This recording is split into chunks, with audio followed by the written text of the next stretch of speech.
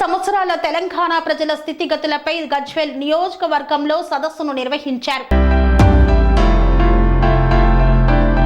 సిద్దిపేట జిల్లా గజ్వేల్ పట్టణంలో TYR library హాల్లో సామాజిక హక్కుల సంఘం ఆధ్వర్యంలో 10 సంవత్సరాల తెలంగాణ ప్రజల స్థితిగతులు అనే అంశంపై జిల్లా సదస్సును నిర్వహించారు. ఈ సమావేశానికి ముఖ్య అతిథిగా సాహసం రాష్ట్ర అధ్యక్షులు మూపారం ప్రకాష్ హాజరై మాట్లాడారు. ఈ దేశంలో రాజ్యాంగబద్ధంగా ప్రజలకు అందాల్సిన హక్కులు అందట్లేదని, పాలక వర్గాలు ప్రజల హక్కులు అమలు పర్చాల్సింది మర్చిపోయి నిర్లక్ష్యంగా వ్యవహరిస్తున్నారని తెలియజేశారు. ప్రపంచంలో సమాజానికి కావలసిన హక్కుల కోసం విద్యార్థి యువతే ముందు ఉండి సాధించిందని, భారతదేశ స్వాతంత్ర పోరాటంలోనూ కీలక పాత్ర పోషించిందని తెలిపారు. మన తెలంగాణ నీళ్లు నిధులు నియామకాల మనకే చెందాలని విద్యార్థి యువత ముందుండి వీరోచిత పోరాటం నిర్వహించిందని, ఆ పోరాటానికి ప్రాణత్యాగం చేయడానికి కూడా వెనకాడలేదని గుర్తు చేశారు. అలా ప్రాణత్యాగంపై తెచ్చుకున్న తెలంగాణలో అన్ని వర్గాల హక్కులు కాలరాశారని, నేడు మన హక్కుల అమలు కోసం మరింత పోరాటం చేయాల్సి ఉందని తెలిపారు. ఇలా సామాజిక హక్కుల సంఘం సిద్దిపేట జిల్లా కమిటీ ఆధ్వర్యంలో 10 ఏళ్ల తెలంగాణ రాష్ట్రం ప్రజల స్థితిగతుల మీద మా సంఘం బాధ్యులు రమణాథ్ గారు ఆధ్వర్యంలో గజ్వేల్ కేంద్రంగా సెమినార్ అనేది నిర్వహించడం జరిగింది. అయితే ఈ సందర్భంగా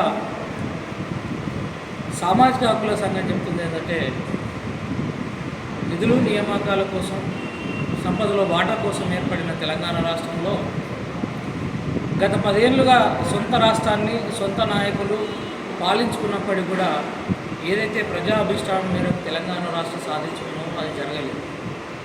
జరగకపోగా సొంత రాష్ట్రం ఏర్పడిన తర్వాత ప్రజలకే అనేక రకాల నష్టాలు అనేవి జరిగినాయని మేము సామాజిక హక్కుల సంఘంగా ప్రజల్లో చైతన్యం తీసుకురావడం కోసం ఈ తెలంగాణ సొంత రాష్ట్రంలో జరిగిన ఏవైతే తప్పిదాలు ఉన్నాయో ప్రజల్లోకి తీసుకెళ్తా ఉన్నాం. అట్లనే గత ప్రభుత్వం తెలంగాణ రాష్ట్ర ప్రజలకు ఏ మేలు చేసినా అదైతే సంపూర్ణంగా జరగలేదు. ముఖ్యంగా మధ్యతరగతి పేద తరగతి ప్రజలు ఎవరైతున్నారో సొంత రాష్ట్రంలో 90 పైసల లాభం అయితే లేదు. పైగా అరాకొర ఉన్న భూములను కూడా రాష్ట్ర ప్రభుత్వం వైకుంఠ ధామాలు, పల్లె ప్రకృతి వనాలు, క్రీడా మైదానాల పేరుతోటి, ప్రభుత్వ కార్యక్రమాల పేరుతోటి పేద ప్రజల భూములను ఉంచుకొని ఉన్నాం.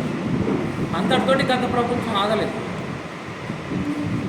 పేద ప్రజలను ఇబ్బంది పెట్టడం కోసమే ధరణిని తీసుకొచ్చి పేద ప్రజల యొక్క భూములకు అనేక రకాల కొర్రీలు పెట్టి ఆ ప్రజల భూములను అమ్ముకోకుండా అడ్డుకున్న గత బీఆర్ఎస్ ప్రభుత్వం ప్రధానంగా ధరణి వల్లనే రాష్ట్ర ప్రజల యొక్క సమస్యలు ఉన్నాయని రాష్ట్ర ప్రజల్లోకి వెళ్ళి రేవంత్ రెడ్డి గారు ముఖ్యమంత్రి అయిన మరుక్షణమే ధరణిని రద్దు చేస్తారని చెప్పేసి అన్నారు. రెవెన్యూ వ్యవస్థను ధ్వంసం చేశారు కాబట్టి రెవెన్యూ వ్యవస్థను పునరుద్ధరిస్తాం. గత ప్రభుత్వం అసైన్మెంట్ కమిటీలను రద్దు చేసింది కాబట్టి అసైన్మెంట్ కమిటీలను తిరిగి పునరుద్ధరిస్తాం. పేదోడికి ఇళ్ల జాగాలు అసైన్ చేస్తాం, పేదోళ్లకు వ్యవసాయ భూములను అసైన్ చేస్తామని హామీలు ఇచ్చే కాంగ్రెస్ గవర్నమెంట్ అధికారంలోకి వచ్చింది. ఏడాది అయింది, ఎక్కడ ఒక్క హామీని నెరవేర్చకపోగా రాష్ట్ర ప్రజలు ఎక్కడైతే కాంగ్రెస్ ప్రభుత్వ హామీలను